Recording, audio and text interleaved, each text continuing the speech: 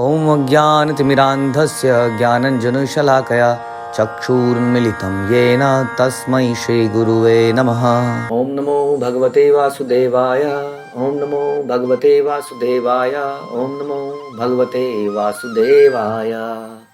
Canto या खंड पहला, अध्याय तीसरा और श्लोक संख्या हम करेंगे 6। तो बहुत इंपॉर्टेंट चीज आज से शुरू होने वाली है। आप जानते हैं कि तो हम डिस्कशन कर रहे हैं, this is all question and answer between नेमे शरण्य में बहुत सारे ऋषि बैठे हैं, हजारों ऋषि बैठे हैं और वो क्वेश्चन करते हैं सुत गोस्वामी से और सुत गोस्वामी उनका आंसर कर रहे हैं। आंसर करते करते करते सुत गोस्वामी भगवान के विषय में डिस्कशन करते हैं। जीवन का सबसे महत्वपूर्ण चीज उन्होंने बताई, भगवान के बारे में श्रवण करना। करते करते करते वो भगवान के कुछ पुरुष अवतारों पे पहुंचते हैं। हमने पिछली क्लास में सुना किस तरह से महाविष्णु यानी कि कारणोदक्षाई विष्णु और उसके बाद गर्भोदक्षाई विष्णु ब्रह्मांड के अंदर एंटर करते हैं, हर ब्रह्मांड के अंदर।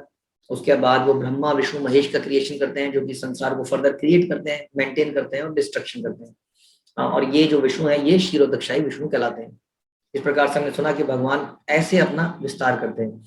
ये तो रहे भगवान के कुछ जिनको हम कहते हैं अंश अंश अंश अवतार। अभी उसी अंश अवतारों की कुछ श्रृंखला यहाँ पर बताई जाएगी, उसको हम सुनते हैं। श्लोक संख्या 6। तो भगवान के 10 अवतारों के बारे में, एक एक अवतार के बारे में यहाँ पर बताना शुरू करा जा रहा है।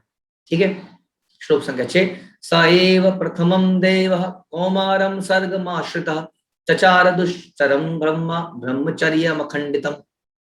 सृष्टि के प्रारंभ में सर्वप्रथम ब्रह्मा के 4 अविवाहित पुत्र हुए, जिनको हम कुमार गण कहते हैं, क्योंकि वो हमेशा कुमार ही रह गए, बच्चे ही रह गए, जिन्होंने ब्रह्मचर्य व्रत का पालन करते हुए परम सत्य के साक्षात्कार के लिए कठोर तपस्या करी। तो सृष्टि के प्रारंभ में ब्रह्मा जी, जो कि गर्भोदक्षाई विष्णु से निकले, अब उन्हें ज्ञान दिया गया कि सृष्टि की रचना कैसे करनी है। तो उसके लिए उन्होंने संतान उत्पत्ति करनी शुरू करी। तो उनके 4 पुत्र हुए, जिनको हम कुमार गण कहते हैं, जिनको हम 4 कुमार के नाम से विख्यात है। अभी कुमार गण इतने स्पिरिचुअलिटी में इतने पारंगत थे कि उन्होंने कहा हमें परिवार में नहीं पढ़ना है, हम परिवार की जिम्मेदारियों को नहीं निभाएंगे, हम इसमें पढ़ना ही नहीं चाहते। मनुष्य का परम कर्तव्य है कि वो भगवान की सेवा में लग जाए, इसलिए हम भगवान की सेवा में लग जाएंगे, शादी नहीं करेंगे, बल्कि हम अपने जीवन काल को रोक लेंगे। हम कभी बच्चे से बड़े ही नहीं होंगे, क्योंकि बड़े होते ही हमारे हृदय में ईर्ष्या, द्वेष और लस्ट, कामेच्छाएं पैदा होंगी। इसलिए हम अपने आप को छोटा ही रहने देंगे।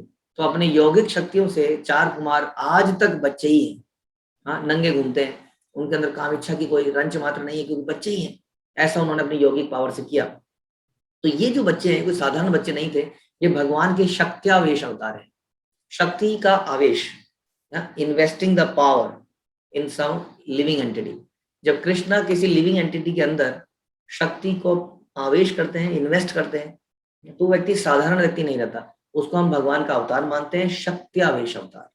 तो ये 4 कुमार जो थे साधारण बालक नहीं थे, जिनके अंदर इतनी शक्ति थी, और इन्होंने अपनी तपस्या से अपने आप को पवित्र किया और कई जगह प्रचार किया। तो 4 कुमार जो हैं हमारी 4 परंपराओं में से एक परंपरा चलाते हैं, इनको हम शक्त्यावेश अवतार कहते हैं। तो पहला अवतार बताया 4 कुमार के थ्रू भगवान ने जो लिया, शक्त्यावेश अवतार, ब्रह्मा जी के पुत्रों के माध्यम से।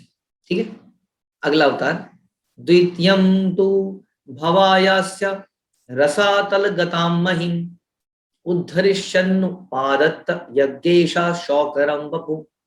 देखिए, बड़ा इंपॉर्टेंट है इन अवतारों को जानना, क्योंकि ऐसा नहीं है कि सब हर कोई भगवान है।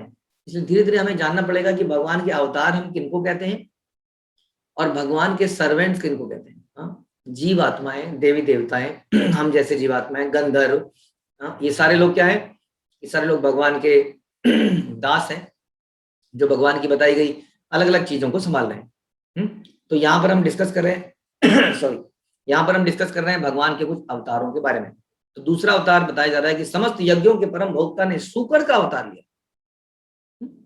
सूकर यानी कि पिग, इसको हम द्वितीय अवतार कहते हैं, और पृथ्वी के कल्याण के लिए उसे ब्रह्मांड के रसातल से ऊपर उठाया।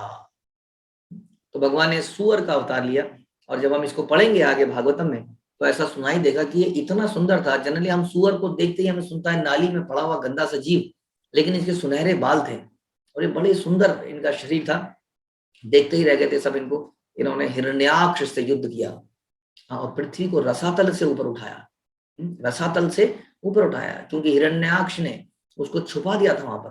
तो जैसे सुअर ढूंढ लेता है गंदगी में से अपना चीज जो भी है, उसी तरह से इन्होंने उस रसातल में जहां पे असुरों ने इसको छुपा दिया था वहां से निकाल दिया। लेकिन ये बड़े सुंदर थे।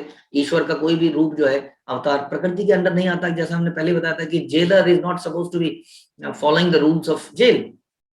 जो कैदियों के लिए नियम बनाए गए हैं वो जेलर के लिए मान्य नहीं है। इसलिए भगवान के जो नियम है वो भगवान के लिए मान्य नहीं है, वो तो जीव जंतुओं के लिए भगवान ने बनाए हैं। इसलिए सुअर के लिए जो रूल है कि वो मल खाएगा, वो इस अवतार के लिए नहीं है, क्योंकि भगवान प्रकृति के कंट्रोलर हैं, वो प्रकृति से कंट्रोल नहीं होते हैं। इसलिए सुअर जाति के सुअर के योनि में उन्होंने जन्म नहीं लिया, बल्कि सुअर का अवतार लिया, सुअर का शरीर धारण किया उस तरह का, जो कि बहुत खूबसूरत था। ऐसी भागवत में बताती है भगवान के द्वारा जो भी कार्य किए जाते हैं वो अद्वितीय होते हैं। कोई सुअर ऐसा नहीं है कि कुछ 15-20 किलो भी अपने मुंह से उठा ले, इन्होंने पूरी पृथ्वी को उठाया था। तो इस प्रकार से असाधारण रूप भगवान ने लिया, इसको हम सूकर रूप कहते हैं। ये द्वितीय अवतार के नाम से जाना जाता है। तृतीय अवतार क्या था? तृतीय मर्षि सर्गम वै देवर्षित्व मपेत्य सह तंत्रम सात्वत माचष्ठ नैष्कर्म्यम कर्मणाम यथा।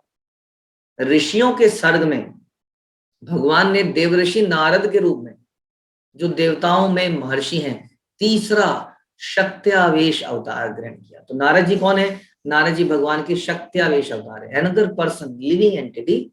ये एक लिविंग एंटिटी है जिनके अंदर भगवान ने स्पेशल पावर्स डाल रखी हैं, क्योंकि ये लिविंग एंटिटी साधारण लिविंग एंटिटी नहीं है। ये लिविंग एंटिटी बहुत ही शुद्ध आत्मा है, जिसको भगवान ने सेलेक्ट किया है कि इस एंटिटी के अंदर मुझे शक्ति डालनी चाहिए, क्योंकि ये कुछ ये बहुत ही अच्छी आत्मा है और ये बहुत काम कर सकती है। तो नारद मुनि एक ऐसे व्यक्ति थे जिनको हम देवऋषि नारद कहते हैं, यानी कि देवताओं में महर्षि। देवताओं की कैटेगरी में नारद जी आते हैं, लेकिन देवताओं में महर्षि हैं, साधारण देवता नहीं है। इन्होंने ऐसे ऐसे शिष्य बनाए। स्वयं नारद, स्वयं व्यास देव जो भगवान के अवतार हैं, अभी आगे उनका नाम आएगा, व्यास देव भी इनके शिष्य हैं। प्रहलाद है, ध्रुव है, न जाने कौन कौन इनके शिष्य हैं, जिन्होंने नारद पंचरात्र नामक ग्रंथ लिखा। उन्होंने उन वेदों का भाष्य संकलित किया जिनमें भक्ति मिलती है और जो निष्काम कर्म की प्रेरणा प्रदान करते हैं।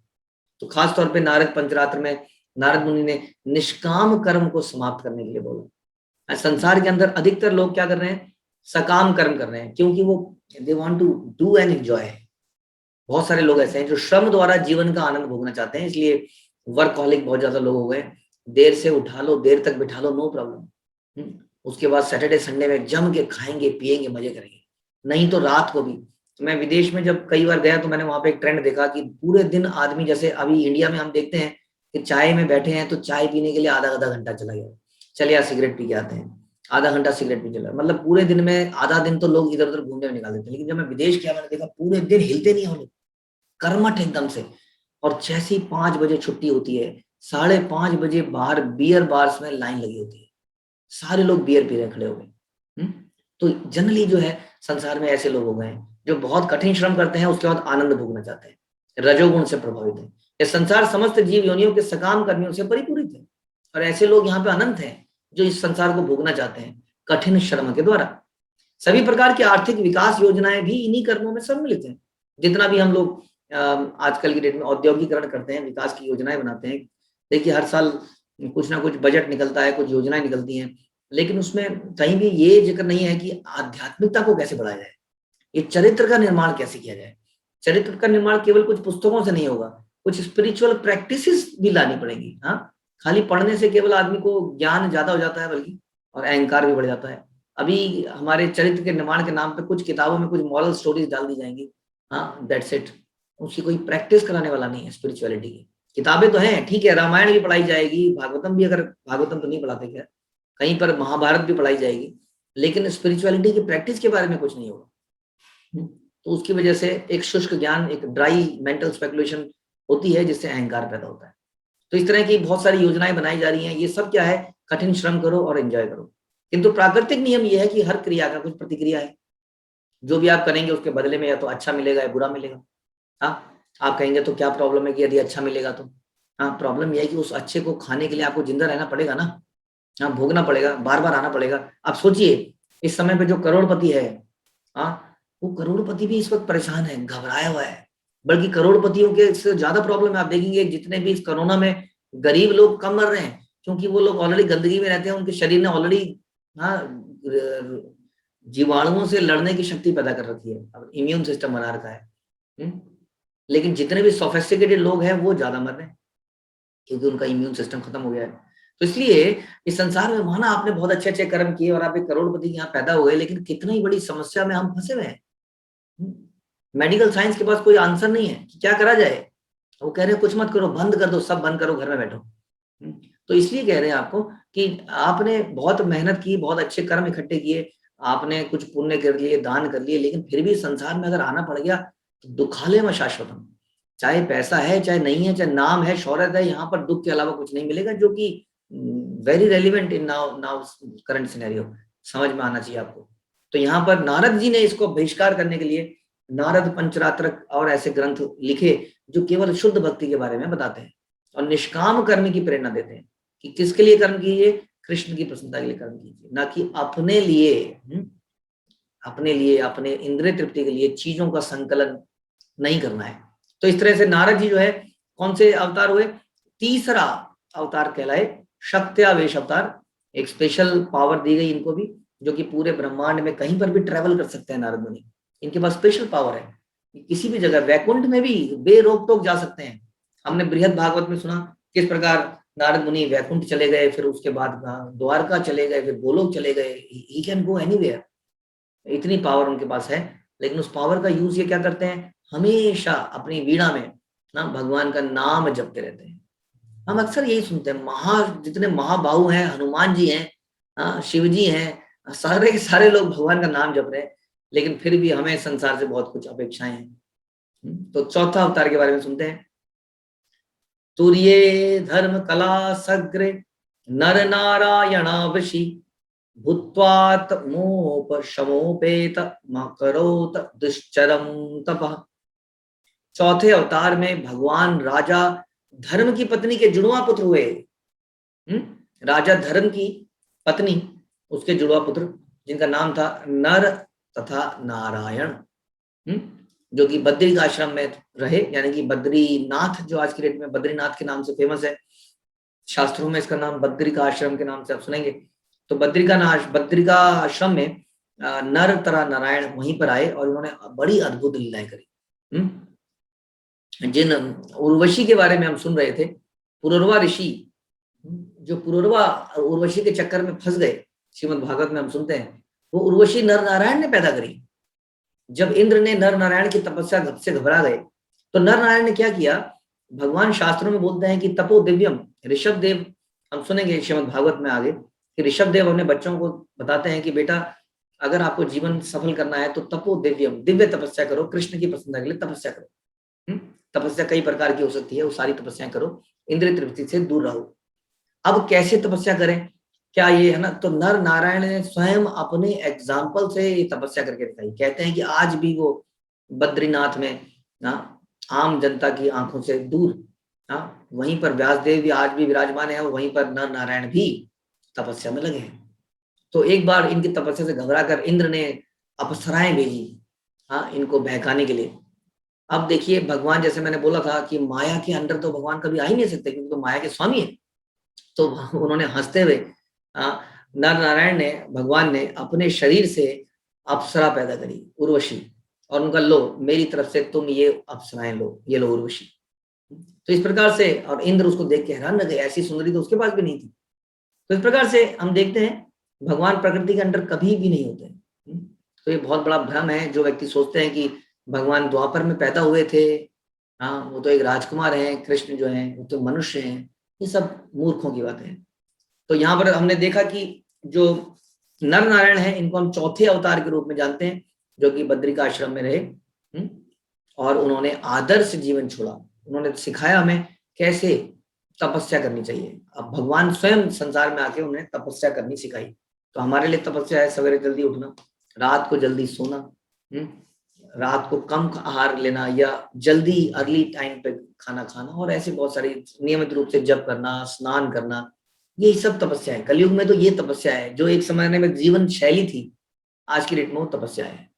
इतना ही हम कर लें तो बहुत बड़ी बात है। ठीक है, तो हमने ये 4 अवतार सुने, 5वें अवतार के बाद हम कल सुनेंगे, नहीं तो अगेन थोड़ा सा इंफॉर्मेशन बॉम्बार्डमेंट हो जाएगा। ठीक है, तो आप सभी का बहुत धन्यवाद। ग्रंथराज श्रीमद् भागवत की जय, श्रील प्रभुपाद की जय।